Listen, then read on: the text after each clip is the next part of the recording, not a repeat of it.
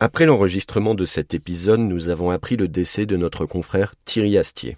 Créateur et rédacteur en chef du magazine Chevronné, contributeur régulier de Youngtimers, ami d'Automoto, Thierry possédait sans doute la plus grande culture de la presse automobile, acquise au volant, mais aussi au milieu de piles de catalogues et de grimoires obscurs.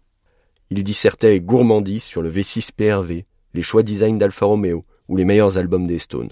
Il y a quelques semaines, il avait publié son premier livre, contant avec talent l'histoire de Citroën. Puis il nous avait fait partager sa passion, ici même, dans cette émission. Thierry avait 42 ans et une XM, on pense à lui et à ses proches. Tous les 15 jours, des voitures, des conseils et de la mauvaise foi. C'est le podcast Automoto. Salut à tous et bienvenue dans le podcast Automoto, l'émission automobile où il n'y a pas de mauvaises questions et parfois quelques bonnes réponses. Mon nom est Andy David et avec moi aujourd'hui deux éminents membres de la rédaction. On commence par notre monsieur classement, Laurent Pinel. Salut Laurent. Salut Andy. Face à lui, notre chef de les voitures et propriétaire d'une Clio 4, Arthur Matal. Salut Arthur. Clio 3. Clio 3. Voilà. Ah, ça commence mal. Voilà, aïe. Ah, les journalistes, ils sont tout de suite, ils se plantent, ils font pas leur boulot correctement. Désolé, mais je préfère tout de suite le dire, quoi. Oui, voilà, on sait d'où tu parles, du coup. Voilà. Aujourd'hui, nous allons nous pencher sur le cas des deux citadines françaises majeures, la Renault Clio et la Peugeot 208, les deux voitures les plus immatriculées dans notre pays. Et toutes les deux se renouvellent cette année. On assiste donc à l'arrivée sur nos routes de la Clio 5e génération et de la 208 2e génération. Dans un premier temps, on va réfléchir ensemble à l'enjeu. Ce sont des voitures clés pour le losange et pour le Lion. On commence par la plus vendue en 2018.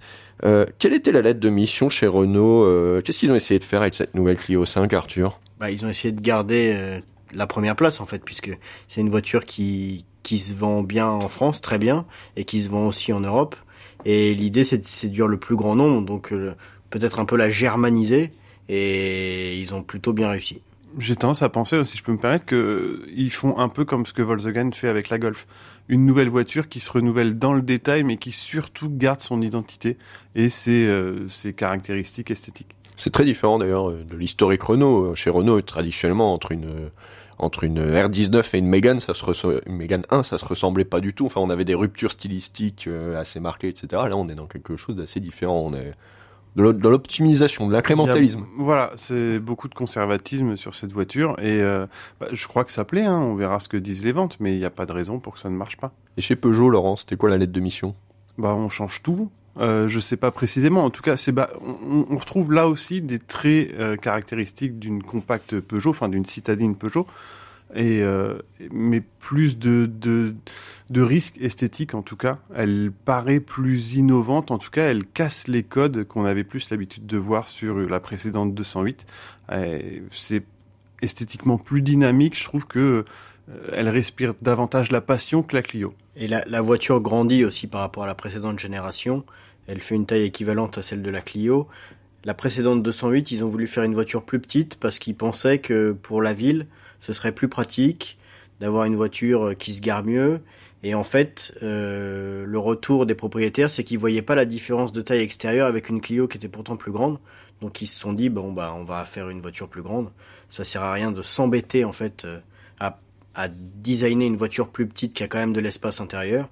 On va faire une voiture de taille comme la concurrence, quoi. Précision quand même, quand on parle de grande ou petite voiture, tout ça, ça se joue à 5 cm. C'est pas grand-chose. Mais oui, ça peut être un argument tentant d'avoir une voiture qui mesure moins de 4 mètres pour se garer en ville. Les voitures ont tendance à grandir historiquement sur le temps long. Si on prend les 30 dernières années, finalement, une Clio d'aujourd'hui, ça fait la taille d'une compacte il y a 30 ans, quoi. Oui, c'est ça.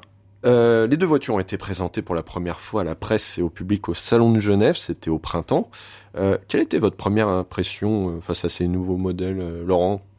Première réaction ? C'est un peu ce qu'on disait, la surprise de voir une Clio qui finalement ressemble à la précédente. On pourrait même penser que c'est un gros restylage.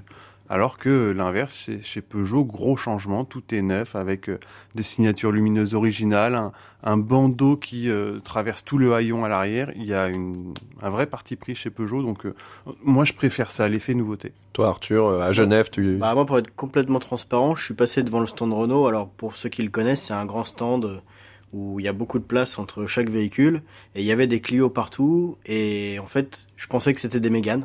Et je suis passé devant une première fois et je me suis dit mais elle est où la Clio? Et en fait elle était devant moi, voilà. Donc c'est que ça ressemble quand même pas mal à une Mégane. Il y a quand même un changement avec cette génération, on va dire. C'est que traditionnellement sur les citadines polyvalentes, donc cette catégorie-là, on avait des versions 3 portes. Là, on n'en a plus du tout. Ça se fait rare sur le segment de toute façon. Et avant, on avait aussi souvent une version break. Maintenant, le break, c'est un peu le Captur chez Renault qui a pris cette place-là. Chez Peugeot, c'est le 2008. Et donc, tout ça, c'est simple. C'est moins on a de diversité dans une gamme, moins ça coûte cher à produire. Donc, résultat, on n'a plus que des versions 5 portes. Puisqu'on parle fabrication, production, j'apporte une petite précision pour nos auditeurs. Ces 2 voitures ne sont plus assemblées en France. Juste ici, les 2 modèles étaient au moins partiellement made in Yvelines. La Clio a quitté Flins et sort désormais des ateliers de Bursa en Turquie et Novo Mesto en Slovénie. De son côté, la 208 est assemblée à Trnava. J'ai vérifié la prononciation sur Wikipédia, c'est Trnava. Ville dite la Rome de la Slovaquie, en raison de ses nombreuses églises. Ça n'a rien à voir, mais puisque j'étais sur Wikipédia, je vous donne les précisions. Pendant ce temps-là, les Toyota Yaris et Nissan Micra sont fabriqués en France. Messieurs, une petite réaction? C'est dommage. Maintenant, que dire de plus, c'est le marché qui est comme ça et c'était comme tu le dis, il y a la Yaris qui est fabriquée en nombre. C'était pendant longtemps la voiture la plus produite en France. Maintenant, c'est de nouveau une Peugeot, c'est le 3008, mais c'est la loi du marché. Sur ces véhicules où le prix de base compte énormément, évidemment, on essaie de réduire le coût de production. Donc, on envoie les usines à l'étranger. Et c'est pas que un problème français, puisque les Allemands aussi optimisent et fabriquent eux aussi en Slovaquie ou dans d'autres pays. Ou en Pologne, ou en Hongrie. Voilà. Donc voilà, c'est un mouvement général. Exactement, je pense qu'ils veulent baisser les coûts de prod et il n'y a pas malheureusement 25 solutions. Alors justement, on revient à ça, il n'y a plus de version 3 portes, il n'y a plus de production en France, et évidemment, c'est des voitures sur lesquelles on ne fait pas des marges énormes. Exactement. Et du coup, on essaie de réduire les coûts au maximum. Exactement. Fin de la petite parenthèse production. Allez messieurs, on va on va revenir à 208 Clio, notre duel du jour. On va comparer les points forts et les points faibles. Tiens, j'ai envie de monter à bord d'ailleurs pour commencer. Arthur, on a 2 atmosphères assez différentes, non ? Complètement différentes. La Clio est très sobre à l'intérieur, un dessin classique avec un écran suivant les versions qui est de bonne taille, qui fonctionne bien, qui présente bien. La voiture dans l'ensemble offre une belle sensation d'espace. Après la 208, c'est un autre style, c'est dans la suite de la 308, du 3008 avec une planche de bord. C'est le fameux e-cockpit, voilà, un peu plus qu'ils appellent ça. Tarabiscoté, et puis... Tarabiscoté, je trouve ça dur quand même, parce qu'effectivement, c'est la continuité de ce qu'on voit dans un 3008, mais je dirais que c'est à l'image de la carrosserie extérieure, c'est beaucoup plus original que la Renault. Si tu veux, Laurent, je suis d'accord. Tarabiscoté, c'est ça qui m'a... Je te l'accorde. En tout cas... Donc on retrouve le petit volant, les compteurs au-dessus. Le compteur que quand on est trop petit, on le voit pas. Voilà. Je me demande pourquoi vous dites ça, Arthur. Voilà, non, les gens voient pas que je suis tout petit. Donc l'atmosphère Peugeot, on va dire différente de l'atmosphère Renault. Tu parlais de l'écran, Arthur. Chez Renault, on a beaucoup pesté, notamment dans ce podcast autour du système Airlink et de la nécessité de descendre dans les menus. J'ai l'impression qu'ils ont un petit peu fait marche arrière. Ah oui, maintenant ça fonctionne. C'est beaucoup plus intuitif. C'était problématique avant, ça l'est plus aujourd'hui à mon humble avis, mais bon, ça après, même dans son fonctionnement, il est plus rapide. Il y a pas ça bug pas entre guillemets. Avant, c'était un problème. Et sur les versions qu'on a eues jusqu'ici à la rédac, on a toujours eu l'option qui coûte entre 350 et 500 euros selon la finition pour avoir le grand écran. Je crois que c'est 9,3 pouces. Et effectivement, c'est très agréable de naviguer sur ce système multimédia.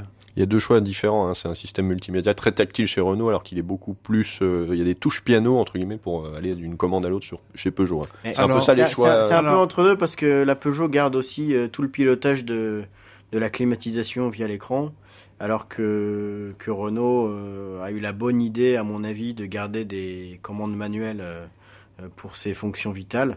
Alors effectivement, les touches piano de la Peugeot sont des raccourcis très pratiques, mais il y a toujours quand même quelques fonctions un peu compliquées à atteindre, et en tout cas quand on conduit, normalement on ne devrait pas passer du temps à le chercher, quoi. Entièrement d'accord. Je comprends toujours pas, enfin c'est pas un coup de gueule, mais je comprends pas que sur un système comme la ventilation, on puisse avoir autre chose qu'une molette à tourner. S'il y avait quelque chose de plus Oui, on essaie de simple, réinventer plus la roue, facile à quoi, utiliser, ça se saurait. Voilà, c'est comme pour un bouton de volume, il y a pas plus pratique que ça, donc c'est dommage que ça ne reste pas dans une 208. Oui, mais un bouton, ça coûte quelques centimes.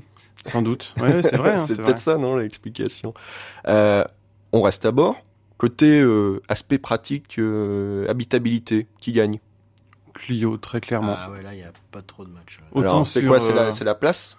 Oui, alors sur la sensation d'espace, même à l'avant, la Clio en offre davantage. Et en revanche, lorsqu'on sort le mètre, c'est à peu près la même chose, sauf aux places arrière, où là, c'est pas grand-chose, c'est 2-3 cm à chaque fois, mais finalement, ça compte.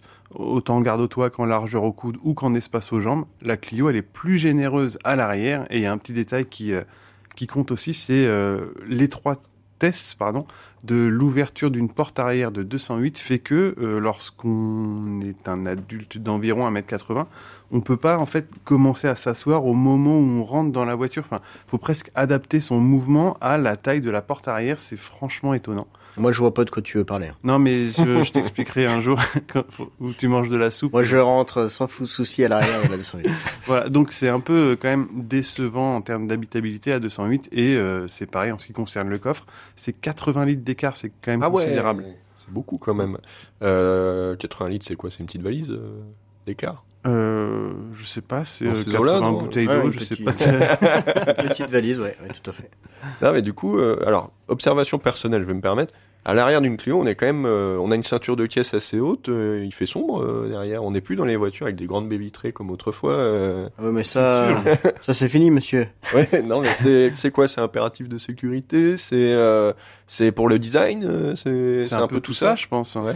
Et je pense que pour le choc latéral, évidemment, ils ont des renforts dans les portes, mais il n'y a pas que ça. C'est surtout le design, je crois, qui dicte ces surfaces vitrées assez réduites, quoi. Donc Et à l'arrière d'une 208, t'as même quand tu te tiens droit, t'as le boudin un peu au-dessus de la porte finalement, qui est à hauteur de ton front. Même ça gêne la visibilité. Donc là-dedans, tu peux être certain qu'il y a un airbag, donc c'est bien pour la sécurité, tout ça. Mais faut reconnaître que c'est bien pour transporter des enfants à l'arrière ces voitures. Pour un adulte, ça va sur un court trajet, mais c'est pas génial. Il fait un peu sombre, quoi, à l'arrière des voitures maintenant. C'est un peu j'entendais Nicolas Briouze pester, comme souvent ça lui arrive. Oui, L'autre jour, à propos d'une 508, il se sentait engoncé, machin. Bon. alors qu'il était à l'avant. Oui. Donc, non, mais voilà, c'est que les voitures deviennent, entre guillemets, un petit peu plus engoncées qu'on l'était autrefois. On n'a plus les grandes surfaces vitrées, quoi. C'est vrai. Troisième point, le confort. Est-ce que la Clio garde l'avantage sur ce point? C'était un des gros points forts de l'ancienne Clio. Eh ben, je crois que non, en fait, hein, parce que la Clio s'est raffermie en suspension. Elle est plus précise qu'avant, je trouve, en direction. Elle est impériale en tenue de route, mais sur ce point-là, je pense que la 208 offre un meilleur compromis. La Clio 4 était un poil moins maintenue, mais ça lui donnait peut-être un peu plus de confort. Là, la Clio 5, c'est un rail, la voiture, mais c'est ferme, ouais. Et surtout quand on a des grosses roues, on le sent bien. Bah, précision, avec Arthur, on a quand même eu la chance de pouvoir conduire 208 et Clio sur les mêmes routes, plusieurs modèles, donc de comparer en l'espace de quelques minutes, et je suis entièrement d'accord. En gros, les prestations routières, peut-être que la Peugeot offre davantage de dynamisme, donc d'agrément de conduite. Maintenant, en tenue de route, c'est incroyable ce qu'une petite voiture comme ça est capable de faire. Et c'est valable pour la Clio et pour la 208. En revanche, la 208, il y a un peu plus de moelleux dans la suspension. Donc elle fait les mêmes choses, mais tout en conservant un peu plus de confort. Donc il y a un petit peu une inversion des traditions. Là, on a une Peugeot un peu plus souple qu'une Renault, et une Renault un peu serrée, un peu dure, quoi. Oui, alors après, ça fait quand même des années que Peugeot excelle dans les compromis d'amortissement. Donc bon, moi, ça m'étonne pas tellement. Peut-être que Renault a voulu séduire une clientèle peut-être un peu allemande aussi, qui a toujours besoin de ça, en fait. Moi, pour avoir fait des tests en Allemagne avec des Allemands, jusqu'à peu de temps, ils avaient besoin de voitures dures, en fait. Parce que pour eux, c'était synonyme de sécurité, de tenue de route. Et voilà, par exemple, une Citroën C3 leur faisait peur tellement c'était souple. Je les ai entendus dire ça, donc bon. C'est pour montrer qu'on a quand même des différences entre pays sur le ressenti et le confort. Là, tu parles sécurité. Je crois que tu voulais dire un petit mot, Laurent. Tu m'en as parlé avant le début de cette émission, enfin de cet enregistrement. Il y a une petite surprise, c'est quand même que cette 208 là, elle n'a pas eu les 5 étoiles Euro NCAP. Non, et pourtant c'est le cas de la Clio, donc sa principale rivale a 5 étoiles, et elle non, elle passe à côté de ça. Alors attention, ça veut pas dire que c'est pas une voiture dangereuse. On est entièrement d'accord. Aujourd'hui, le Euro NCAP, du fait que tout le monde ou presque est capable d'obtenir 5 étoiles, ils sont obligés d'être de plus en plus durs et stricts pour donner la note maximale. Et ça joue aussi beaucoup sur les équipements ou sur des détails qui ne concernent pas les occupants qui sont dans la voiture, mais la sécurité piéton ou le choc avec un piéton. Et c'est justement là, principalement, que la 208 a failli, parce que c'est aussi bien à cause de son design, et c'est le fait qu'elle ne ressemble pas à un véhicule monovolume, le fait que le capot soit assez horizontal et qu'il y a un vrai angle formé avec le pare-brise, ça, si par exemple on vient heurter un piéton, c'est moins bien pour sa sécurité à lui, pour la tête. Voilà. Donc c'est là-dessus, et aussi à cause d'un petit souci du freinage d'urgence autonome, que la 208 a raté la 5e étoile. Après, a priori, ils ont craché une version like.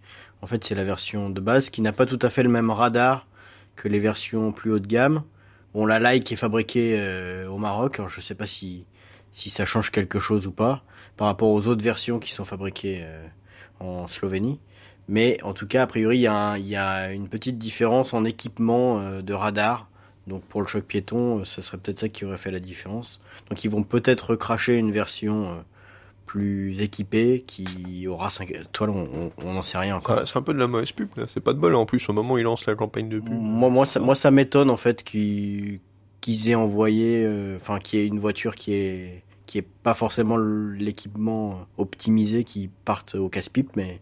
D'un côté, ça dépend aussi, parce que le crash test Euro NCAP, de temps en temps, ils ont, ça leur est arrivé de mettre 4 étoiles à une version d'une voiture, ouais. Et la version la plus haut de gamme avait, elle, 5 étoiles. Tout ça, c'est encore une fois dû aux équipements qui sont intégrés dans la dotation.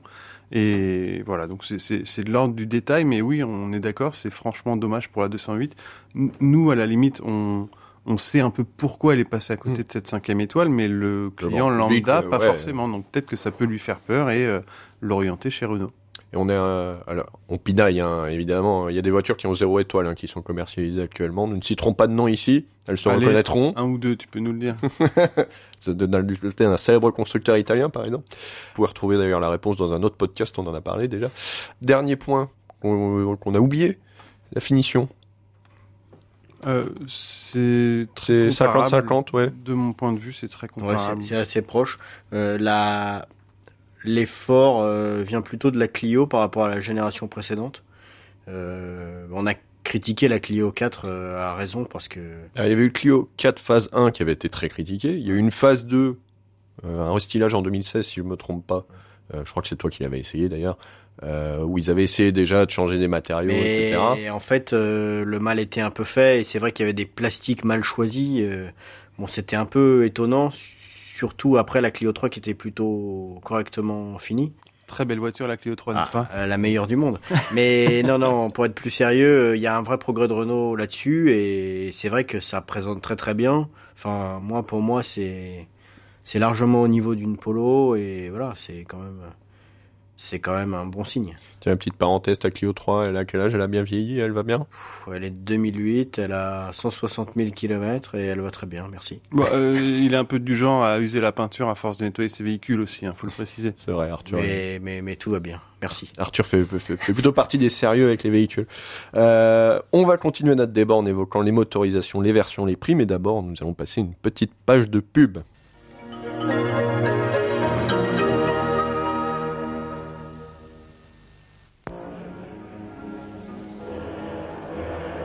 Depuis longtemps, vous recherchez l'imprévu, l'étonnement, la séduction.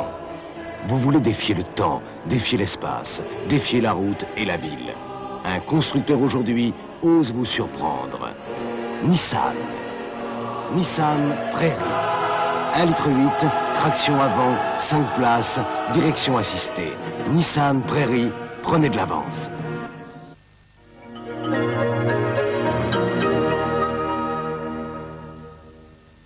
On continue notre match Clio 208 et nous allons un petit peu détailler les gammes.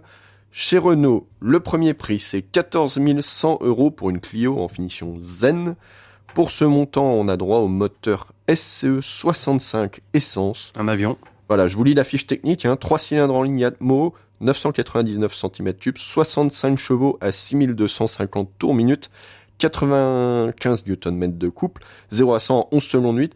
C'est un poumon absolu, mon cher Arthur. Alors pour être complètement transparent, on n'a pas encore testé cette version. Oui, parce qu'évidemment, ils nous donnent toujours les Voilà. bonnes versions en premier. Elle devrait être disponible d'ici la fin du mois à l'essai.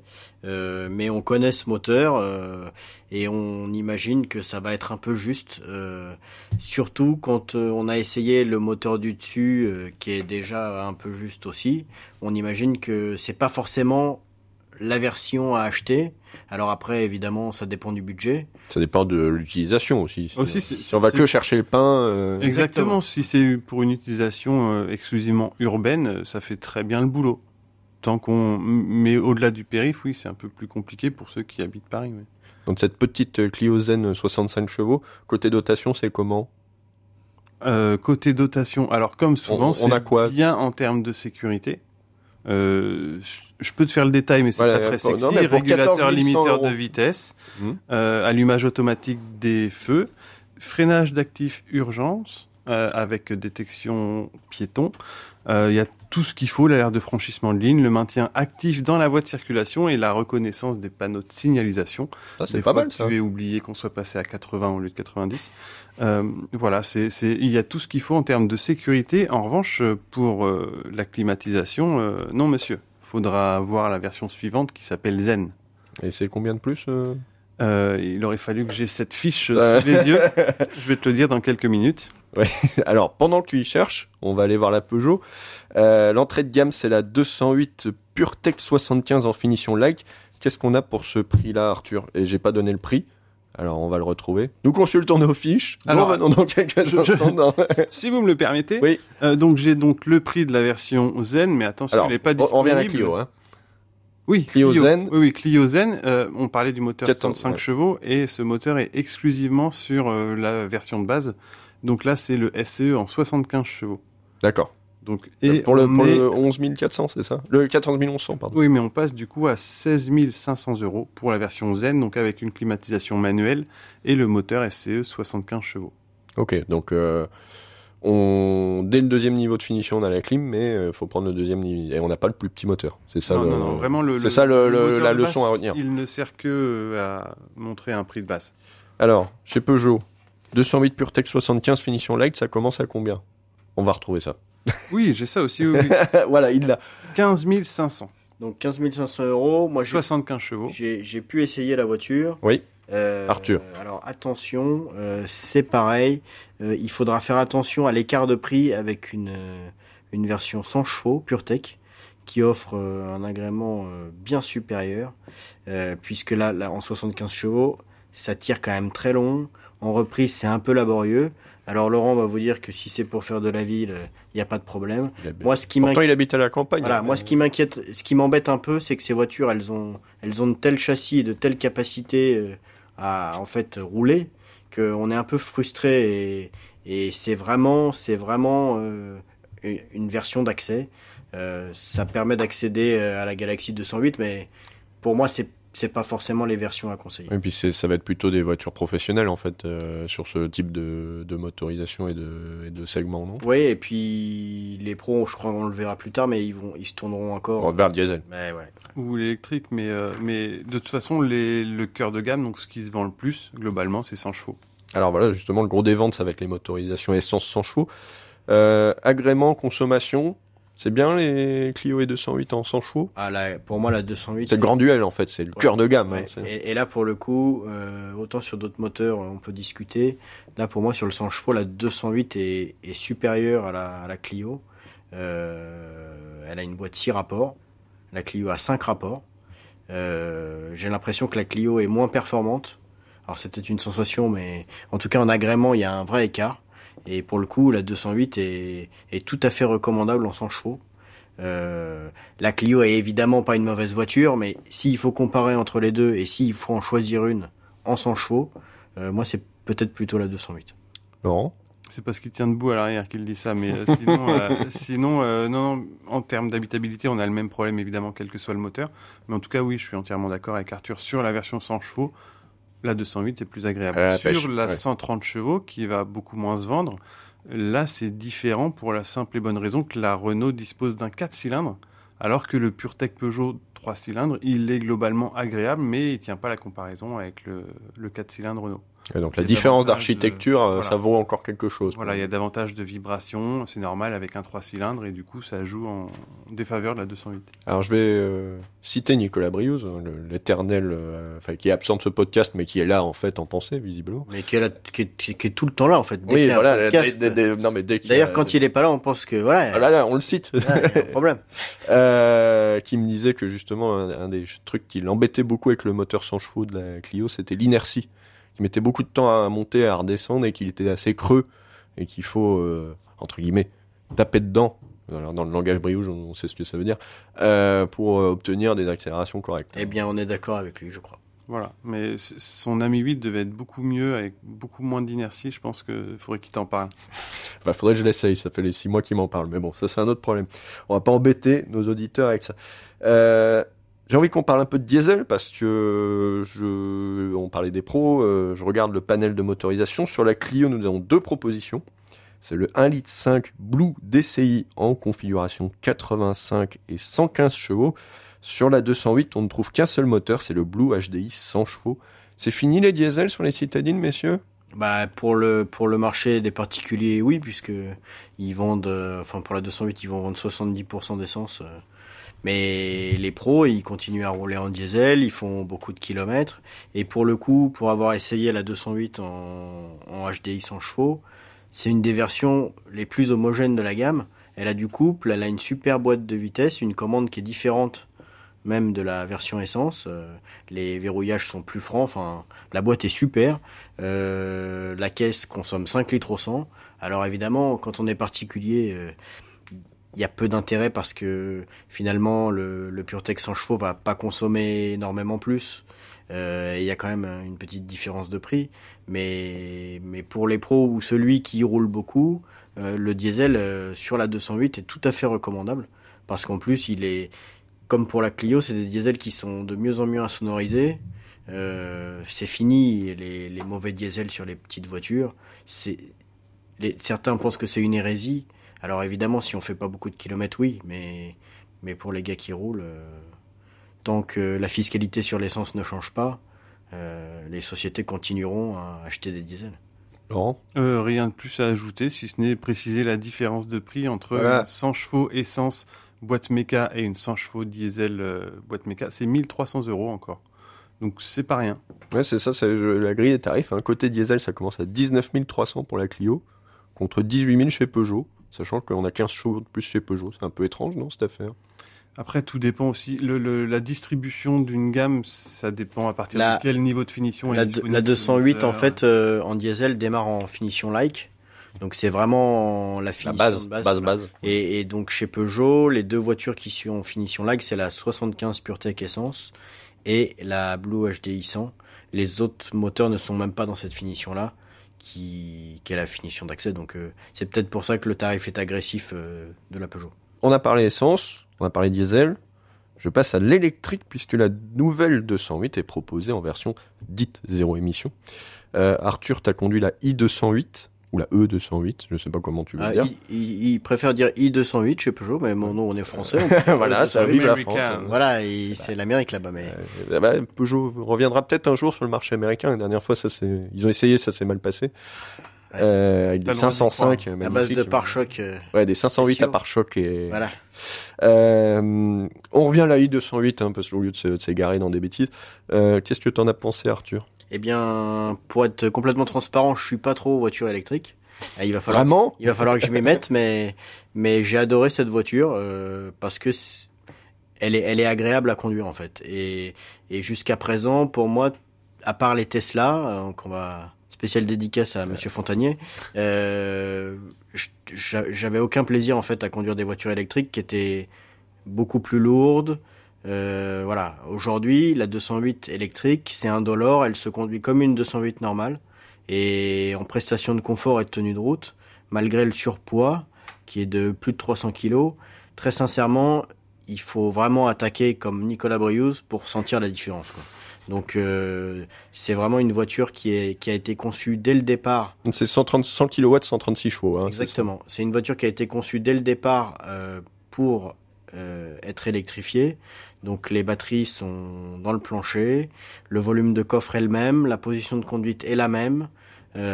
Pour le coup, c'est une vraie Peugeot. Et voilà, j'ai beaucoup aimé cette voiture. C'est un peu étonnant parce que donc on a une i208, donc une 208 électrique.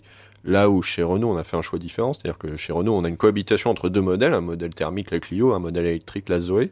Comment on explique ça? C'est des choix différents stratégiques marketing ou... Ce sont de grands décideurs qui ont pris ces sujets-là à cœur pour dire, voilà, il faut deux véhicules différents chez Renault et pas chez Peugeot. Pour le coup, chez Peugeot, on insiste sur le fait que il ne faut pas, selon eux, que rouler en voiture électrique, ce soit différenciant. Donc voilà, avoir une 208, qu'elle soit électrique ou thermique, faut que ce soit normal. En fait, aujourd'hui, Peugeot nous dit ça. Ils disent, vous choisissez votre 208, votre finition, et ensuite vous prenez la motorisation qui vous intéresse. Et effectivement, la version électrique est disponible dans plusieurs finitions, jusqu'à la GT Line qui est entre guillemets la plus sportive esthétiquement puisque c'est que esthétique, les amortisseurs sont les mêmes. Mais voilà, la 208 maintenant est vraiment électrique, est vraiment dans la gamme et elle est pas séparée avec des finitions spéciales. Elle est dans la gamme essence diesel. C'est une troisième offre en fait. Alors on parle de troisième offre, il va y avoir une Clio hybride dans pas longtemps. Voilà, pas chez Peugeot. Voilà, donc il y a deux choix différents. Hein. C'est des partis pris, oui, c'est intéressant de voir comment ça va se passer d'ailleurs. Oui, parce que du coup, la Clio va plutôt aller embêter la Yaris. On peut l'imaginer. Qui est spécialisée maintenant, c'est 90% des ventes en hybride, quelque chose comme ça. Là où Peugeot attaque par l'électrique et directement la Zoé. Donc c'est une sorte de duel à distance un peu qui va être intéressant à suivre dans les prochains mois. Et on va être content d'essayer cette Clio hybride quand elle arrive l'année prochaine, je crois. Évidemment, parce que je pense que c'est l'avenir en fait, une motorisation essence hybridée. Sur une petite voiture, ça paraît idéal puisque les consommations vont être faibles, moteur essence, donc entre guillemets moins polluant, mais ça tout est relatif aujourd'hui puisque les diesels ont tellement progressé que il faut voir. Mais oui, effectivement, je pense que ça sera peut-être la version la plus vendue. Un dernier mot sur l'i208, donc la 208 électrique. Laurent, 32 100 €. Il y a une Volkswagen qui arrive, qui s'appelle ID3, qui est plus grande, c'est une compacte, qui va être en dessous de 30 000. Est-ce bien raisonnable, 32 100 €, moins 6 000 € de bonus d'État. Ça fait 26 000 quelque chose, pardon, excusez mon calcul un peu foireux. Ça fait cher, non? A priori, on peut se dire oui, effectivement, une 208, en plus de par son gabarit, en offre moins qu'une ID3. Attention toutefois, parce que le gabarit petite voiture, entre guillemets, selon l'utilisation qu'on en fait, c'est plus pratique d'avoir un véhicule type 208 qu'une ID3, donc qui est le gabarit d'une Golf, en ville. Donc effectivement, ça peut être un petit peu inquiétant vu d'ici pour Peugeot, mais j'attends de voir la Volkswagen dans les concessions pour vraiment m'inquiéter, et j'imagine que Peugeot, à ce moment-là, pourra tout à fait adapter sa grille tarifaire. On l'a pas encore essayé, hein. La Volkswagen ID3, ça va être la grande curiosité du début de l'année prochaine, je pense, en essai. On l'a vu au salon de Francfort. Messieurs, si on fait le tour, vous recommandez quoi comme version pour chacune de ces autos? Arthur? La GTI. On va en reparler des sportives et des GTI, c'est un point intéressant. Alors pour la Clio, moi j'ai été bluffé par la TCE 130. Alors manque de peau, c'est la version la plus haut de gamme pour le moment, c'est la plus chère. Arthur haut de gamme. Voilà, elle a une très bonne boîte de vitesse, double embrayage. Cette voiture est très complète en fait. Elle est très polyvalente. J'ai fait 2000 km dans la semaine avec. J'étais pas fatigué quoi. C'est incroyable de voir les progrès qu'ont fait ces voitures-là dans l'ensemble, en prestation, et à quel point Renault et Peugeot dominent les débats avec une avance certaine sur les concurrents, quoi. Sur la 208, tu recommanderais quoi? Alors moi j'ai bien aimé le PureTech 100 chevaux. Entièrement d'accord. C'est raisonnable comme voiture, c'est le cœur de gamme. Et l'électrique est pas mal. Peugeot propose une solution de mobilité, c'est-à-dire que si vous achetez une 208 électrique et que vous vous rendez compte que le week-end il faut partir avec les enfants, des amis à la campagne et que vous n'aurez pas assez d'autonomie, vous pourrez louer une voiture, une 3008 ou 5008. Alors peut-être diesel pour le coup, donc là attention. Mais l'empreinte carbone d'un coup. Mais un tarif très préférentiel, vous pourrez échanger votre 208 contre un 3008 pour le week-end. Et je trouve que c'est une bonne idée puisque ça permet en fait de rouler la semaine dans une voiture vertueuse. Et quand on a besoin occasionnellement pour le week-end ou les vacances, d'utiliser un véhicule d'une autre gamme avec plus d'autonomie. Laurent, tu plus sois, je te vois opiner du chef. Oui, bien sûr, non, mais il y a quand même encore beaucoup de foyers qui ont plusieurs véhicules. Et du coup, avoir la 208 électrique en véhicule du quotidien, mais un autre, je sais pas, un monospace ou un SUV ou une berline de plus grande taille et surtout avec un moteur thermique pour le week-end ou l'une des deux personnes du couple, l'un des parents, c'est, je pense, un excellent compromis. Les versions, t'es d'accord avec Arthur ? Tout à fait. Bon, une fois, c'est beau cette... Les grands accords, la concorde. Ce sera que aujourd'hui. Hein. Oui, la concorde règne aujourd'hui. Je vous propose d'aller respirer un petit peu d'air pur sous les néons blafards du parking Automoto, le domaine d'Arthur Mattal. Mais que trouve-t-on cette semaine dans le garage ?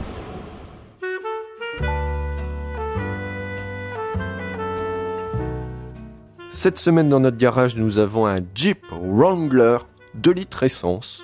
Le 4x4 musculeux, alors c'est la 4e génération du Wrangler, elle a été lancée il y a 2 ans. Elle adopte pour la première fois, me semble-t-il, un 4 cylindres essence.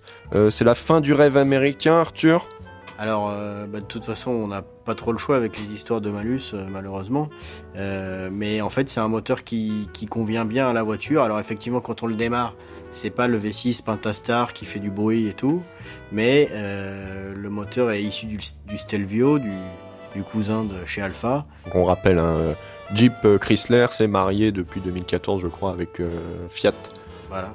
Donc on a des Jeeps fabriqués en Italie, des choses un peu originales qui arrivent depuis. Et c'est vrai que c'est une voiture un peu cocasse parce que c'est un gros 4x4 très long, qui est très haut, très lourd, avec un moteur essence. On se dit mais pourquoi il nous parle de ça, le Mattal ? Et effectivement, j'ai adoré cette voiture puisque on n'a pas envie de rouler vite. Finalement, en roulant... Mais on peut on peut rouler assez vite quand même, mais ça c'est... Attention, Laurent, c'est pas bien.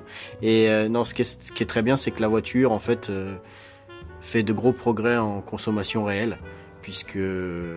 T'as noté quoi dans ton petit calepin Et moi, j'ai noté 11 litres en l'utilisant plutôt sérieusement.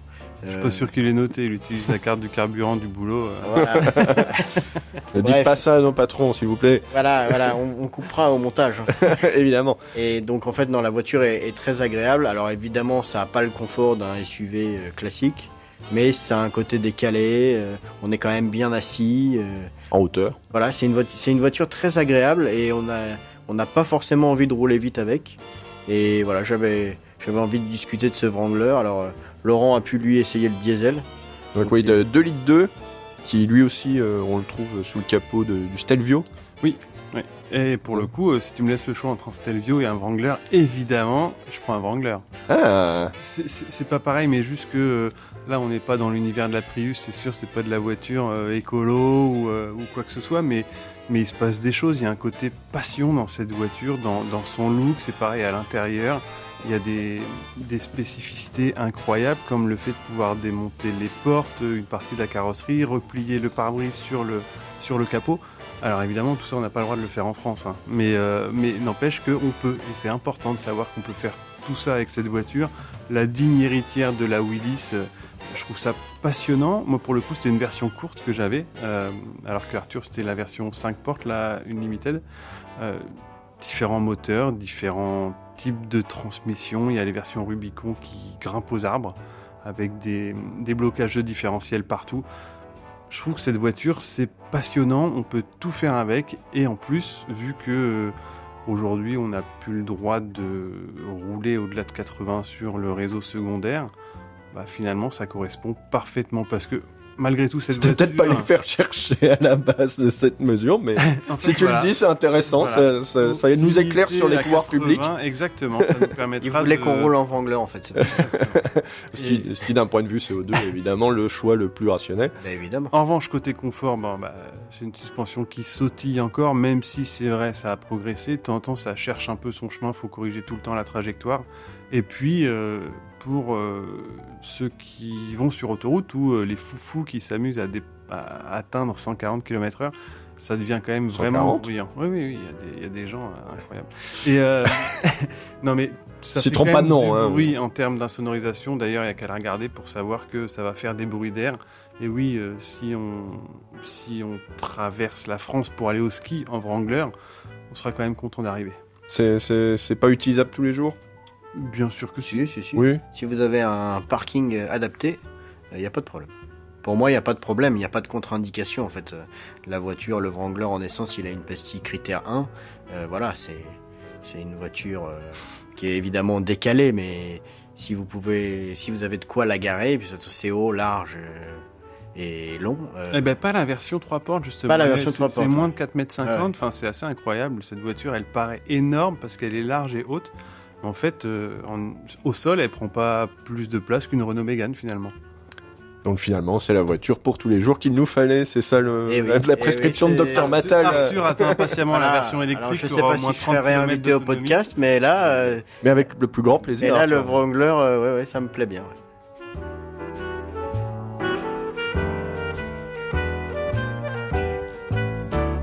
On reprend notre dossier 208 clients en évoquant les alternatives.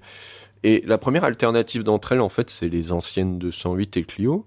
Ce sont des occasions recommandables, mon cher Arthur? Bah oui, complètement. Alors surtout qu'on a l'embarras du choix en fait. Oui, on a un grand panel. Bah oui, ce sont les voitures les plus vendues, donc forcément en occasion il y en a à l'appel.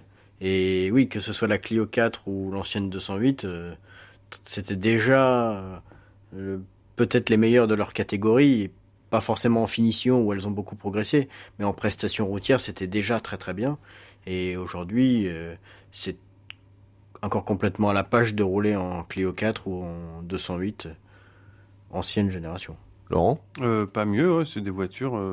Il doit déjà en rester quelques-unes en stock.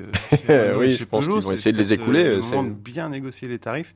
Et sinon, sur le marché de l'occasion, on a des tas. Enfin, depuis de longues années les deux voitures les plus vendues en France. Donc ça montre que, au-delà du côté chauvinisme qu'on pourrait nous prêter, oui, ce sont d'excellentes voitures qui plaisent à tout le monde. C'est fiable?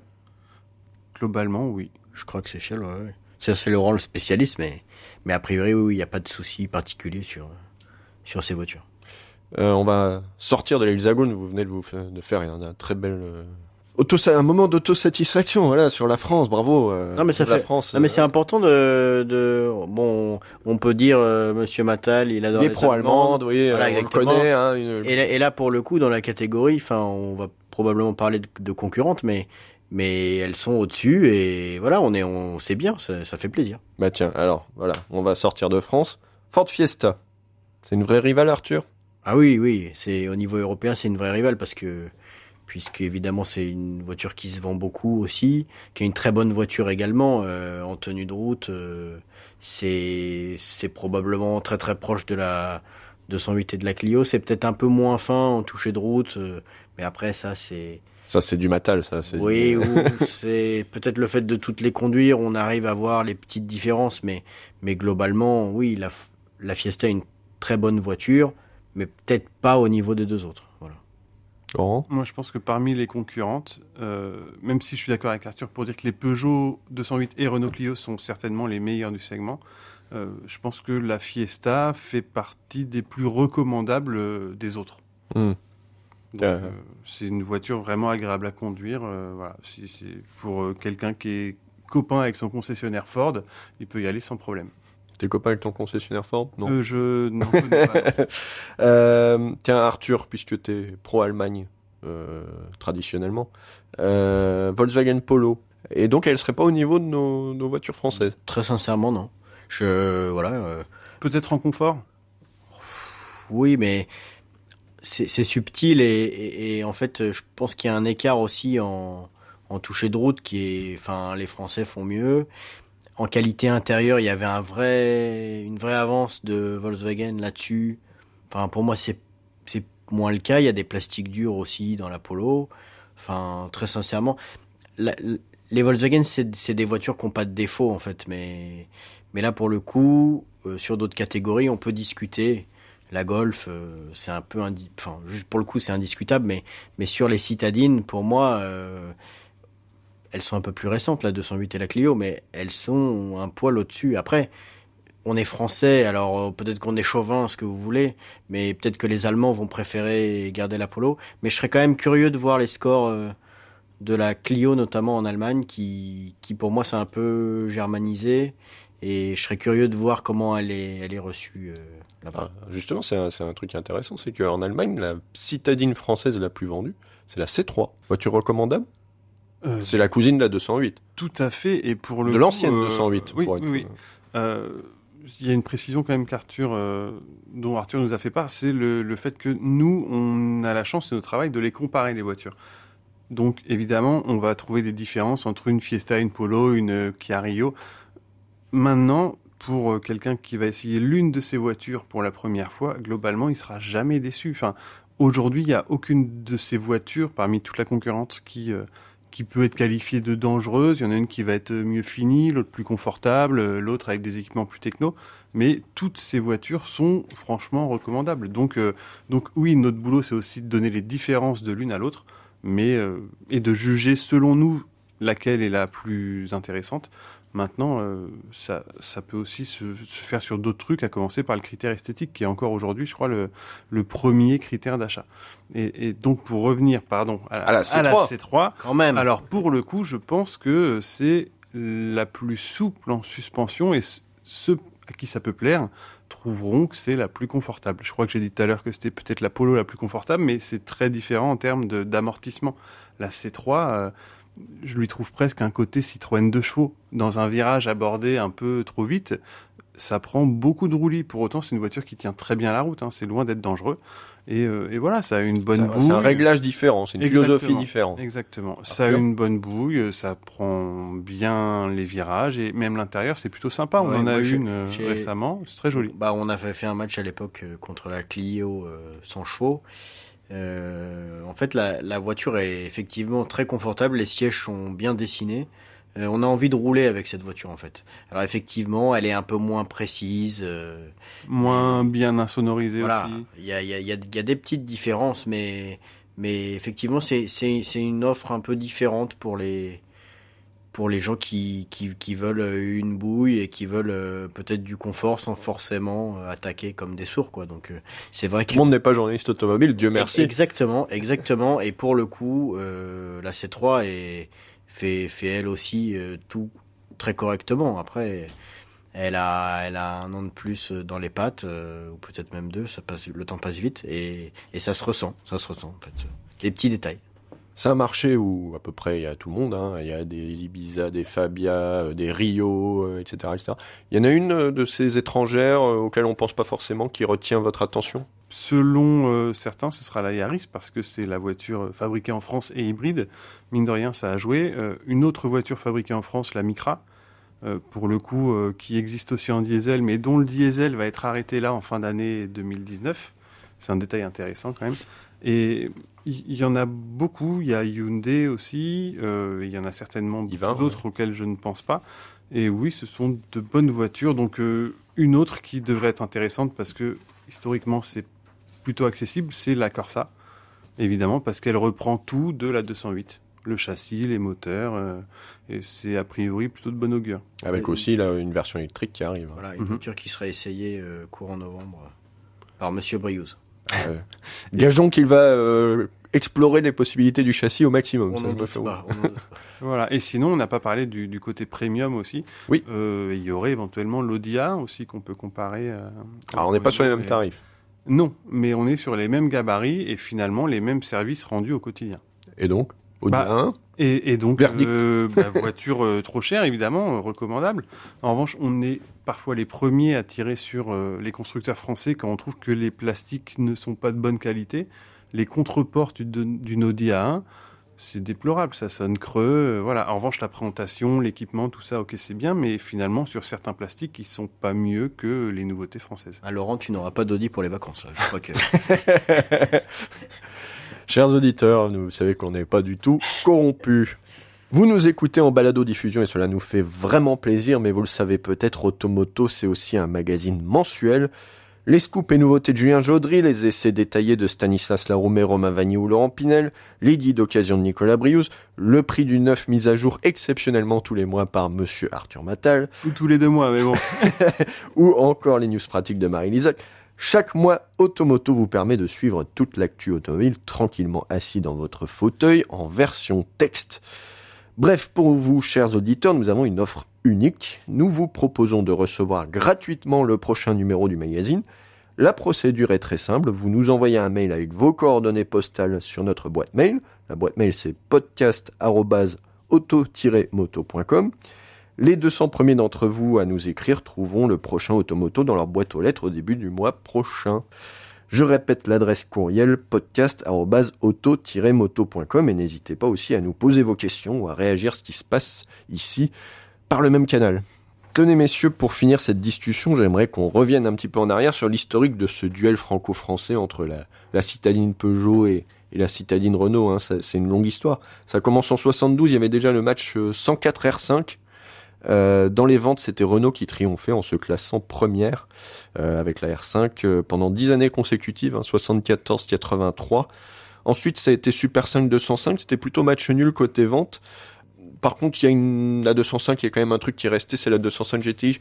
Arthur, je crois que tu as passé une journée sympa du côté de Sochaux en 205 GTI, tu nous racontes un peu. Pas seulement en 205, il y avait aussi, bon c'est pas le sujet aujourd'hui, une 309, une 505 turbo-injection. Enfin c'était génial. Oui, c'est des voitures, j'étais à peine né quand tout ça est sorti. Et c'est vrai que de le découvrir quelques années après, avec toute l'aura qu'elles ont eue, essayer des voitures légères, qui ont des moteurs atmosphériques, avec de la cylindrée, en tout cas plus qu'aujourd'hui, et qui sont très souples dès les bas régimes, des voitures légères qui bougent aussi un peu parce que les tenues de route n'étaient pas exactement les mêmes qu'à l'époque, même si c'était très bien, ça n'a rien à voir avec les voitures modernes. Des voitures qu'on est obligé de conduire, c'est sûr que aujourd'hui tout est un peu assisté, donc.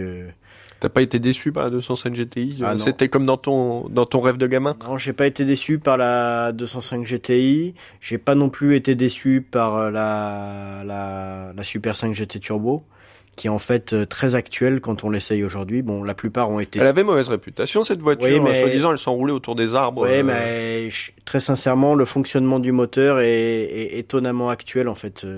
C'était un peu un moteur turbo avant l'heure. Beaucoup de voitures ont des moteurs turbo aujourd'hui, et elle avait une certaine modernité déjà à l'époque et des performances qui étaient nettement supérieures à la 205. Chez Renault, on a eu pas mal de générations de sportives. On a eu la Super 5 GT Turbo, Clio Williams, Clio V6, Clio RS. Laquelle remporte vos suffrages? Moi, celle dont tu n'as pas parlé, la R5 Turbo 2. Ah, exact. Pour son look. Et j'ai tendance à penser d'ailleurs que sur les modèles les plus mythiques de chaque époque, si on compare du côté de la R5, c'était donc la Turbo 2, du côté de la 104, c'était la ZS2, qui a certainement ému beaucoup de gens. Dont Nicolas Briouze. Voilà, évidemment, mais elle n'est pas restée dans l'histoire de la même façon que la Turbo 2. Génération suivante, les 205 et Super 5.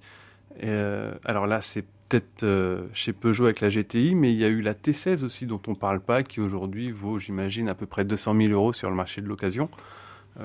Alors que quelques années plus tard, Renault a refait le coup de la Clio V6.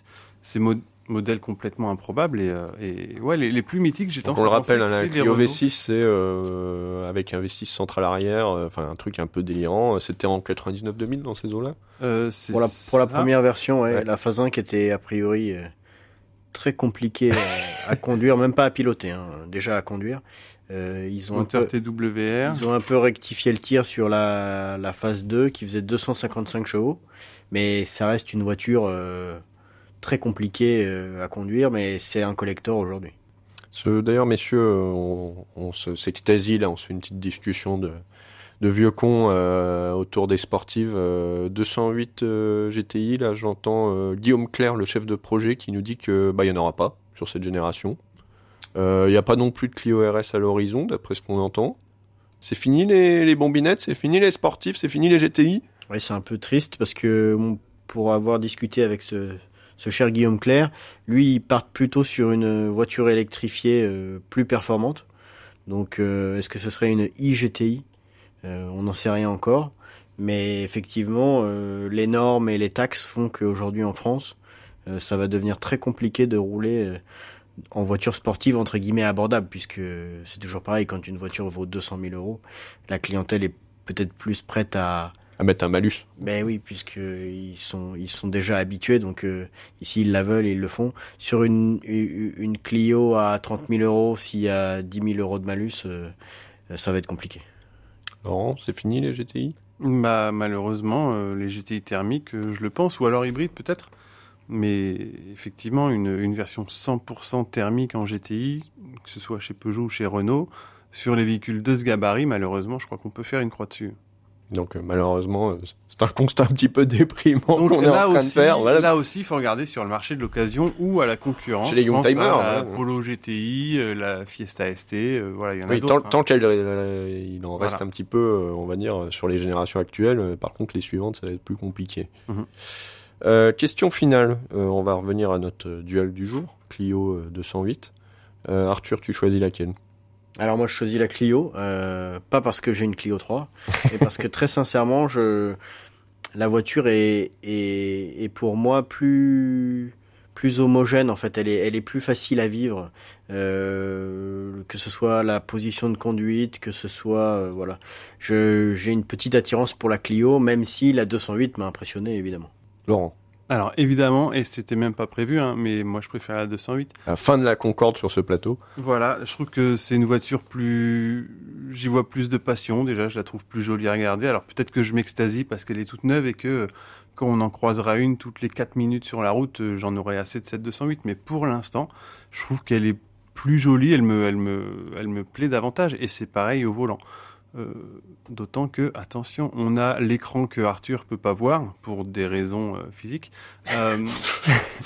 L'écran qui apparaît en 3D. Alors attention, on n'en a pas parlé. Hein. Ça, oui, alors rigoler, raconte-nous. Pour rigoler, ça n'a mais pas t'as grand bien fait de pas en intérêt. parler puisque oui, ça n'a aucun intérêt. Donc voilà. Mais c'est juste, Peugeot est très fier. Un écran 3D qui n'est pas vraiment de la 3D. En fait, il y a une superposition de lamelles d'affichage, donc ça donne, voilà, la superposition donne un effet 3D, c'est pas très intéressant, donc non, c'est pas ce pourquoi je choisirais la 208, mais moi j'ai pas de potes et j'aime bien être tout seul dans ma voiture, donc les places arrière et le coffre, je m'en moque, donc à tout point de vue, pour moi la 208 est mieux.